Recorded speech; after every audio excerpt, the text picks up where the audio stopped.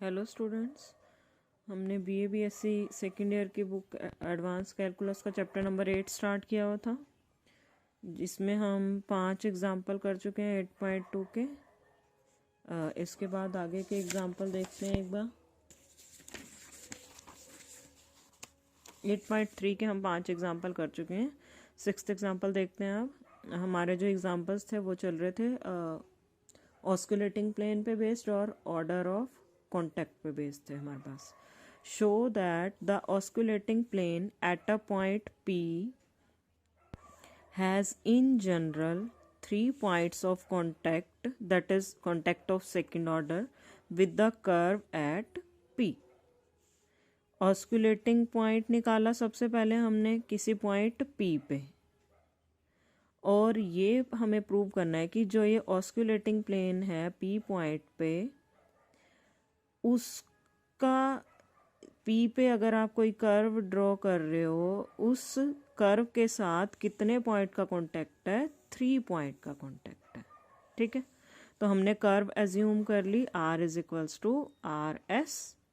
हमने क्या मान लिया कि आर्क की जो लेंथ है, कर्व में हम आर्क लेंथ लेके चलते हैं ना, वो हमने मान लिया कि P से ही मेज़र की है। तो इट मीन्स आर्क लेंथ हमारी कितनी हो जाएगी? P पे अगर मैं बात करूँ, P पे ही आर्क लेंथ P से ही मेज़र की, तो कितनी हो गई? 0 हो गई।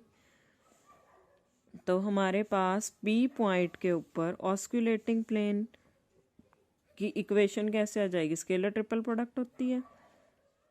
इस पर्टिकुलर पॉइंट पे P पे इट मीन्स आपका क्या चल रहा है? S0 चल रहा है। R minus R0, R dash 0 and R double dash 0, scalar triple product is equals to 0।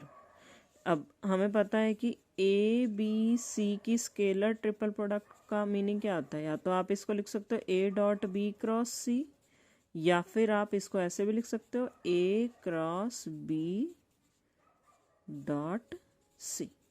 ठीक है, इन्होंने लिख दिया ये आपका ए का काम कर रहा है, ये बी का, ये सी का, ए डॉट बी क्रॉस सी।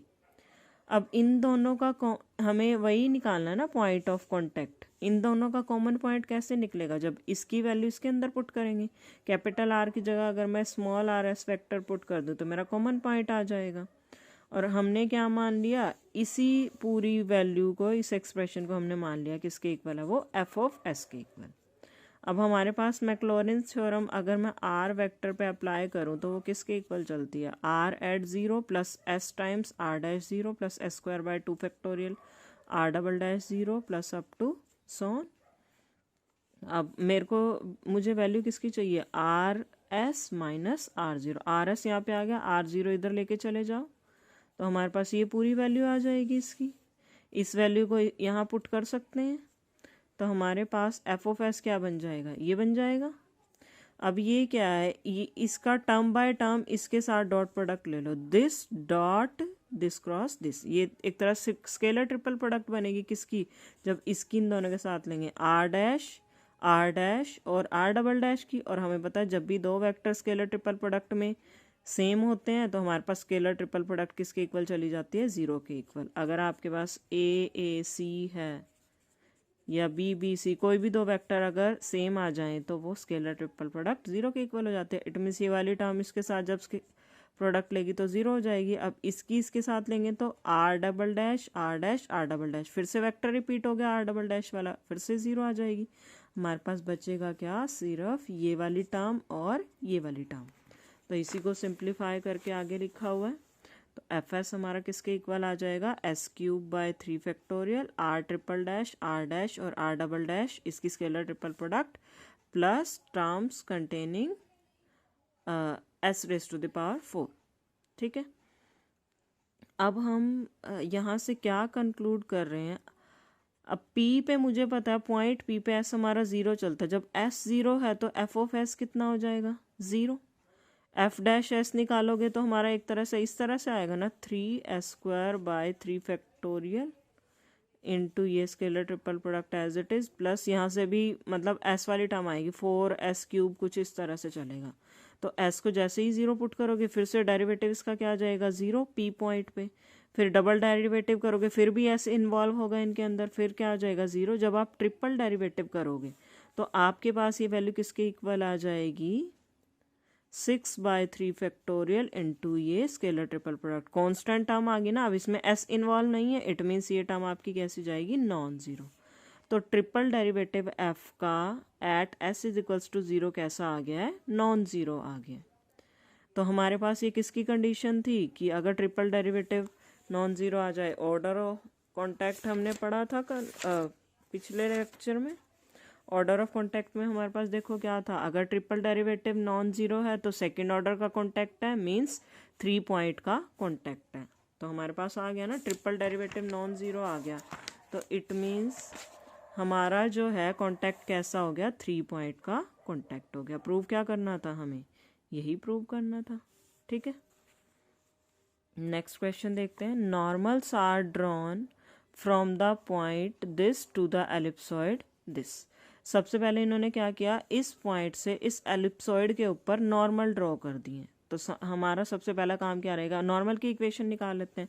एलिप्सॉइड ये है हमारे पास, इक्वेशन ऑफ टेंजेंट प्लेन अगर मैं एक्स वाई जेड पे निकालूं इस एलिप्सॉइड के ऊपर तो क्या निकलेगी, हम क्या करते थे, एक्स स्क्वायर को रिप्लेस करते थे ना x1 से, ये x तो एज इट इज़ आ गया, x1 की जगह हमने कैपिटल X ले लिया। ऐसे वाई स्क्वायर को y1 से करते थे, ये पूरी आपके पास टेंजेंट प्लेन की इक्वेशन आ जाती थी, आपने पिछली क्लासेस में पढ़ा था सॉलिड ज्योमेट्री में।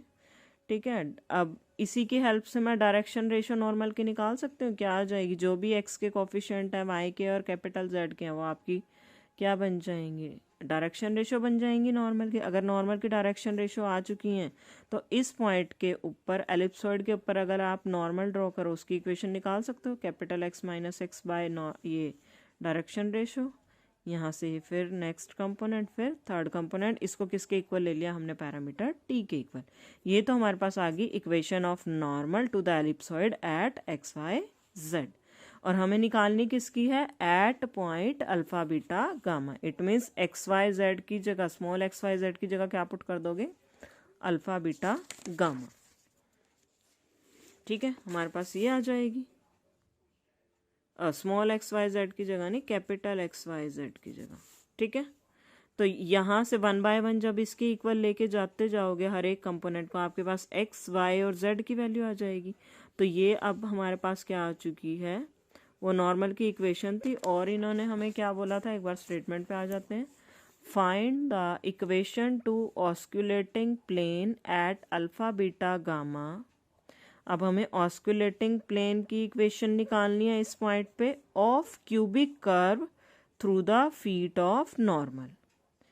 कि नॉर्मल के फीट से जो क्यूबिक कर्व है उसके किसी पॉइंट अल्फा बीटा गामा पे ऑस्कुलेटिंग प्लेन की इक्वेशन निकालनी है। अब नॉर्मल तो हमने ले लिया, नॉर्मल का फीट लेना पड़ेगा। नॉर्मल का फीट हमारा कैसे निकलेगा, यहाँ से 1/1 इसके इक्वल रखा तो नॉर्मल का फीट हमारे पास एक्स वाई जेड की फॉर्म में आ गया। ठीक है, ये हमारे पास नॉर्मल का फीट आ चुके हैं। अब हमने क्या किया, मुझे ऑस्कुलेटिंग प्लेन की इक्वेशन निकालनी है। ऑस्कुलेटिंग प्लेन की इक्वेशन मुझे पता क्या होती है, R minus R vector, R dash और आर डबल डैश। ठीक है, किस पॉइंट पे निकालनी है, अल्फा बीटा गामा पे। तो आर का, आर डैश का क्या मीनिंग होता है, D X by D T, D Y by D T, D Z by D T, और आर डबल डैश का D two X by D T square, D two Y by D T square, D two Z by D T square. तो ये आपके component आ गए are dash के और ये आ गए आर डबल डैश के, या ये बोल दो ये आर डॉट के, ये आर डबल डॉट के। ठीक है, अब हमारे पास क्या है, एट अल्फा बीटा गामा हमें निकालना था ना इक्वेशन 1 से, अल्फा बीटा गामा पे हमें निकालना था। मीन्स जब टी आपका किसके इक्वल चल रहा है, 0 के इक्वल। जब आपके पास अल्फा बीटा गामा पे निकालना है ना, ये वैल्यू आपकी अल्फा के इक्वल जाने का मीन्स ये अल्फा के इक्वल होना। जब आप क्रॉस मल्टीप्लाई करके सिंप्लीफाई करके टी की वैल्यू निकालोगे तो हमारे पास देखो क्या आएगा, alpha A square alpha by A square plus T. ये क्या बन जाएगा क्रॉस मल्टीप्लाई करके, A square alpha plus T alpha is equals to A square alpha. इससे ये कैंसिल, तो टी की वैल्यू क्या आ जाएगी, 0। इट मीन्स जब आपका पॉइंट अल्फा बीटा गामा है तो टी की वैल्यू क्या चल रही है 0। इट मीन्स आपको ये ऑस्कुलेटिंग प्लेन की इक्वेशन किस पे निकालनी है टी इज इक्वल्स टू 0 पे। तो आर डैश भी हमने टी इज इक्वल्स टू 0 पे निकाल लिया, ये कंपोनेंट आ गया आर डैश के, और आर डबल डैश के कंपोनेंट भी टी इज इक्वल्स टू 0 पे फाइंड आउट कर ली। ऑस्कुलेटिंग प्लेन की इक्वेशन क्या होती है, स्केलर ट्रिपल प्रोडक्ट है, वही X R minus R means X alpha beta gamma पे निकालनी है ना, X minus alpha Y minus beta Z minus gamma, और ये कंपोनेंट लिख दिए, फिर ये वाले कंपोनेंट लिख दिए। इसको सिंप्लीफाई करोगे, आपके पास थोड़ी सी कैलकुलेशन इन्होंने की हुई है, आपके पास एग्जैक्टली वही आ जाएगी जो आपकी रिक्वायरमेंट है। फाइनली आपके पास ऑस्कुलेटिंग प्लेन की इक्वेशन आ जाएगी। इसके बाद जो है आपका, चलो देख लेते हैं एक बार इसी वीडियो में, आपकी एक एक्सरसाइज कंप्लीट हो जाएगी। Prove that there are 3 points on the cubic this. हमें क्या प्रूव करना है कि इस क्यूबिक के ऊपर 3 पॉइंट है, कैसे हैं, such that osculating planes passing through the origin. Osculating plane के बारे में क्या बताया गया है कि वो ओरिजिन से पास कर रहा है, and the points lie in plane this.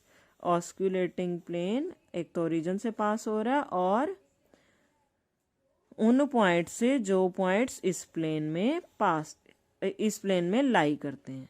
ठीक है, हमने क्या बताना है कि हमारे पास इस कर्व के 3 पॉइंट्स हैं। किस तरह से हैं 3 पॉइंट, सच दैट कि जो ऑस्कुलेटिंग प्लेन्स आ रहे हैं हमारे पास वो ओरिजिन से पास करते हुए हैं और इस प्लेन के ऊपर जो भी पॉइंट्स लाई करते हैं उनसे पास कर रहे हैं। तो हमने क्या मान लिया, कर्व के ऊपर कोई पॉइंट मान लिया एक्स वाई जेड, उसका पोजीशन वेक्टर आर वेक्टर ले लिया, तो हमारे पास आर वेक्टर ये बन जाएगा, एक्स वाई जेड की वैल्यू है हमारे पास। ठीक है, इसके बाद हमारी ऑस्कुलेटिंग प्लेन की इक्वेशन निकालने के लिए कहा था ना, उसके लिए किस किस की ज़रूरत है, हमें D R by D T की और D two R by D T square की, वो निकाल लिया हमने। अब हमने क्या लेके चलते हैं कैपिटल आर को, X I plus Y J plus Z के। हमारे पास ऑस्कुलेटिंग प्लेन की इक्वेशन क्या होती है, आर माइनस आर डॉट और आर डबल डॉट, इसकी scalar triple product is equals to 0। तो इसको आगे इन्होंने सिंप्लीफाई किया हुआ, आप सीधा डिटर्मिनेंट की फॉर्म में लिख लो तो वहाँ से आपके लिए इजी रहेगा। आगे मैं ये कैलकुलेशन वाला पोर्शन नहीं दिखा रही, सिर्फ यहाँ तक दिखा रही हूँ कि यहाँ तक आपके पास आ जाएगी ऑस्कुलेटिंग प्लेन की इक्वेशन। ठीक है, अब इसके बाद इन्होंने क्या किया है, हमें बताया था ना एक स्टेटमेंट में कि ऑस्कुलेटिंग प्लेन कहाँ से पास करता है, ओरिजिन से, मीन 0 0 0 से पास करता है। एक्स को, क्योंकि ये एक्स वाई जेड हम किस पे पॉइंट लेते हैं, आर्बिट्रेरी ऑस्कुलेटिंग प्लेन पे ही लेते हैं। तो ऑस्कुलेटिंग प्लेन अगर 0 0 से पास हो रहा है, it means X Y Z को 0 पुट करोगे तो ये इक्वेशन सेटिस्फाई होगी। एक capital X capital Y capital Z को हमने क्या किया, 0 पुट कर दिया, तो हमारे पास सिंप्लीफाई करके आपके पास यहाँ तक आ जाएगा। कैलकुलेशन है बिल्कुल, सिंप्लीफाई करके देख लेना, ये आ जाएगा। ठीक है, अब ये हमारे पास कैसी इक्वेशन है, क्यूबिक इक्वेशन है, टी के अंदर T cube T square T. ठीक है, क्यूबिक इक्वेशन है टी में, तो हमें कितनी वैल्यूज देगी, टी की 3 वैल्यूज देगी। इट मीन्स हमारे पास hence there are 3 points on the cubic such that osculating plane passes through 0 0 0 origin। कि हमारे पास t की 3 वैल्यूज एग्जिस्ट कर रही हैं, 3 पॉइंट हमारे पास क्यूबिक पे एग्जिस्ट कर रहे हैं सच दैट कि ऑस्कुलेटिंग प्लेन हमारा ओरिजिन से पास करता है। हमें प्रूव क्या करना था, आधा यही प्रूव करने के लिए कहा था ना, prove that there are 3 points on the cubic such that osculating plane passes through the origin. ठीक है, और आगे का काम भी हमें क्या प्रूव करना है, and the points lie in this. और कहाँ से पास करता है, इस प्लेन के ऊपर के पॉइंट से। ठीक है, अब हमारे पास corresponding to 3 values of T we get from this the coordinates of 3 points are. अब टी की 3 वैल्यू के लिए हमारे पास हम क्या कर रहे हैं, टी क्यूब की वैल्यू यहाँ से निकालें, टी स्क्वायर की यहाँ से, टी की यहाँ से, यही किया हुआ है। देखो इन्होंने टी क्यूब की निकाली फर्स्ट वाली से, फिर सेकंड से टी की, थर्ड वाली से टी स्क्वायर की वैल्यू, और उन सारी वैल्यूज को हमने कहाँ पुट कर दिया, इस इक्वेशन में, इक्वेशन नंबर 2 में। हमारे पास ये आ जाएगा, सिंप्लीफाई करके क्या आ जाएगा, यही आ जाएगा। और ये क्या, वही प्लेन की इक्वेशन जो इन्होंने हमें दी हुई थी स्टेटमेंट में, तो हमारे पास आ गया ना कि हमारा जो ऑस्कुलेटिंग प्लेन है वो किन पॉइंट से पास होता है। जो ये 3 पॉइंट आए हैं वो 3 पॉइंट आपके इस प्लेन के ऊपर भी लाई करते हैं। तो जो हमने ये 3 पॉइंट निकाले t³ t² t से, वो 3 पॉइंट कहाँ लाई कर रहे हैं, इस वाले प्लेन के ऊपर भी लाई कर रहे हैं। प्रूव क्या करना था, यही करना था। एक लास्ट क्वेश्चन देख लेते हैं, आपकी 8.3 कंप्लीट हो जाएगी। Show that the curve r is equals to this, ये x की वैल्यू है, y की z की, लाइज इन अ प्लेन, कि ये कर्व हमारी किसी एक प्लेन में लाई करती है। r वेक्टर हमारे पास ये हो गया, x y z हमारे पास ये आ गया, यहाँ से dx बाई dt निकाल लिया, dy by dt, dz by dt, और d2x by dt square, d2y by dt square, d2z by dt square. Means हमें क्या करना है, ऑस्कुलेटिंग प्लेन निकालना है। तो वहाँ से हमारी जो ये है इसके अंदर लाई कर जाएगी। ऑस्कुलेटिंग प्लेन हमें पता है ऐसे निकालते हैं, x minus R, R dot और R double dot, scalar triple product 0 के इक्वल। तो इसको सिंप्लीफाई किया जब हमने, तो हमारे पास ऑस्कुलेटिंग प्लेन ये आ गया। अब आगे ये क्या कहना चाह रहे हैं, if the given curve is a plane curve, that is curve lying in a plane, then it must lie on its osculating plane. अगर जो हमें कर्व दी हुई है, ये कर्व दी हुई है, ये प्लेन कर्व है, तो जिस प्लेन में ये लाई कर रही है, कर्व एक प्लेन में लाई करेगी, और ये किस प्लेन में लाई करेगी, अगर वो कर्व किसी प्लेन में लाई कर रही है तो वो किस प्लेन में लाई करेगी, ऑस्कुलेटिंग प्लेन में। ठीक है, in this case the given equation of curve must satisfy osculating plane. तो ऐसे केस में हमारे पास क्या होगा, जो कर्व है वो किसको सेटिस्फाई करेगी, ऑस्कुलेटिंग प्लेन को। तो हमारे पास एक्स वाई जेड ये था, इस एक्स वाई जेड को यहाँ एक्स वाई जेड की जगह पुट करके देख लो, अगर ये कर्व इस प्लेन को सेटिस्फाई कर जाती है तो इट मीन्स ये कर्व कहाँ लाई कर रही है, इस ऑस्कुलेटिंग प्लेन में। हमें प्रूव भी क्या करना था कि हमारी जो गिवन कर्व है वो किसी न किसी प्लेन में लाई करती है, और हम प्रूव कर रहे हैं कि हमारी जो गिवन कर्व है वो कहाँ लाई कर रही है, ऑस्कुलेटिंग प्लेन में। अब एक्स वाई जेड की वैल्यू इसमें पुट करके देखो, क्या लेफ्ट साइड राइट साइड के इक्वल आ रही है, लेफ्ट साइड 0 आ गई, राइट साइड भी क्या है, 0 आ गई, तो लेफ्ट साइड राइट साइड के इक्वल होगी हमारे पास। इट मीन्स जो हमारी गिवन कर्व है वो क्या है, is a plane curve, means वो किसी प्लेन के, इस प्लेन के अंदर लाई करे, क्योंकि वो इस प्लेन की इक्वेशन को सेटिस्फाई कर रही है, और ये प्लेन कैसा है, ऑस्कुलेटिंग प्लेन। ठीक है, यही प्रूव करना था हमें। तो आज का टॉपिक हमारा यही ख़त्म होता है, आपकी 8.3 कंप्लीट हो गई। ये चैप्टर थोड़ा लंबा है, थोड़ा ज़्यादा टाइम लेगा, मैं अपनी तरफ से बहुत थोड़ा थोड़ा ही आपको पोर्शन करवा रही हूँ कि आपको समझने में दिक्कत ना आए। 2-2 4-4 एग्जाम्पल ही होते हैं। उम्मीद करती हूँ आप लोग अच्छे से समझ रहे होंगे, और अगर आपका कहीं पे कोई डाउट आता है तो आप मुझसे पूछ सकते हैं। Thank you students.